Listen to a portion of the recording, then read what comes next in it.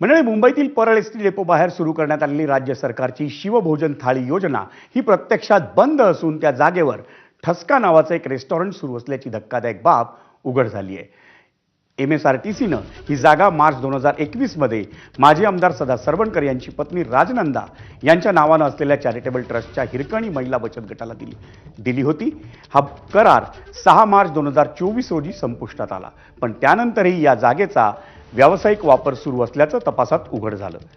MSRTCनं या प्रकरणात 9 पटीनं दंड आकारत थकबाकी न भरल्यानं संबंधित बचत गटाच्या अध्यक्षांविरोधात नोटीस बजावली आहे. MSRTCच्या माहितीनुसार 2021 ते 2026 दरम्यान तब्बल 1,88,00,000 रुपयांची भाडे, परवाना शुल्क आणि कर थकबाकी प्रलंबित आहे.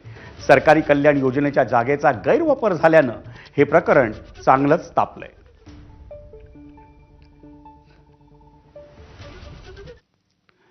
दरम्यान राज्य सरकार या केंद्राकडून थकबाकी का वसूल करत नाही? राज्य सरकार या केंद्रावर मेहरबान का, असा सवाल विरोधकांकडून करण्यात येतोय. परत आमचा प्रतिनिधी सूरज सावंतने घेतलेला आढावा. माजी मुख्यमंत्री उद्धव ठाकरे यांनी सर्वसामान्यांना मुबलक दरात जेवण मिळावं या अनुषंगाने 10 रुपयात शिवभोजन थाळीची निर्मिती केली आणि त्या ठिकाणी केंद्रही उभारण्यात आली.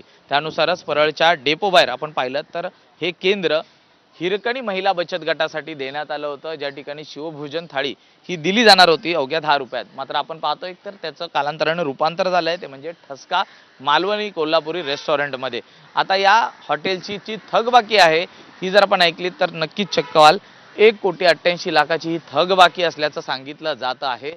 हे राजनंदा चॅरिटेबल ट्रस्ट हिरकणी महिला बचत गटासाठी हे केंद्र देण्यात आलं होतं. आता हे नेमकं कुणाचं आहे तर राजनंदा चॅरिटेबल ट्रस्ट ही माजी आमदार सदा सरवणकर यांच्या पत्नी यांची आहे आणि त्यांच्या बॉडीवरती यापूर्वीच प्रिया गुरव या त्यांच्या ज्या कन्या आहेत त्या अध्यक्षा म्हणा होत्या. मात्र पालिका निवडणुकीपूर्वी त्यांनी राजीनामा दिलेला आहे. मात्र त्याची कुठलीही नोंद ही आता MSRTCकडे नाही आहे. MSRTCला ज्यावेळी कळलं की या ठिकाणी शिवभोजन थाळी ही सुरू नाही आहे, व्हेज नॉनव्हेज दोन्ही पद्धतीने व्यावसायिकरित्या हे रेस्टॉरंट सुरू आहे, त्यानुसार त्यांनी दंडात्मक रक्कम ही तिपटीने आकारत या ठिकाणी आता ती रक्कम जी आहे ती 1,88,00,000 पर्यंत पोहोचलेली आहे आणि ह्याचीच थकबाकी म्हणून आता MSRTCने या महिला बचत गटाला नोटीस देखील बजावलेली आहे.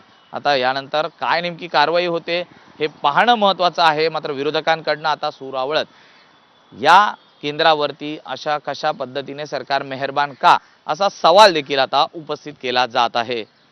व्हिडिओ जर्नलिस्ट रोहित सह मी सूरज सावंत, ABP माझा, मुंबई. दरम्यान ठाकरेंच्या शिवसेनेचे आमदार महेश सावंत आणि शिवसेनेचे माजी आमदार सदा सरवणकर यांनी या संदर्भात काय प्रतिक्रिया दिली आपण तीही पाहूयात. आपले माजी आमदार श्री माननीय श्री सदा सरवणकर यांनी जे शिवभोजन थाळी याच्या नावाने जे सरकारची फसवणूक केली, त्याचा टॅग जवळजवळ 1,98,00,000 म्हणजे जवळजवळ 2 कोटी थकबाकी ठेवलेले आहे. आणि शिवभोजन थाळी 10 रुपयाला किंवा 15-20 रुपयाला जी सरकारने ठेवलेली आहे ती न देता त्या ठिकाणी एक कमर्शियल हॉटेल सुरू केलंय. सरकार माजी आमदारांना पाठीशी घालतात.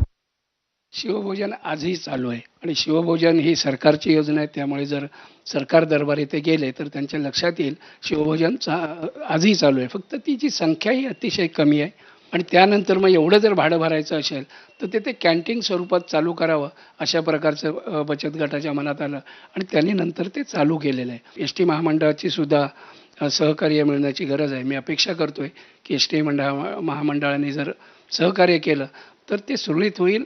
उर्वरित जे राहिलेलं नियमाप्रमाणे भाडं आहे ते सगळं मिळेल. आता बातमी मुंबईतल्या अग्नितांडवाची. मुंबईतील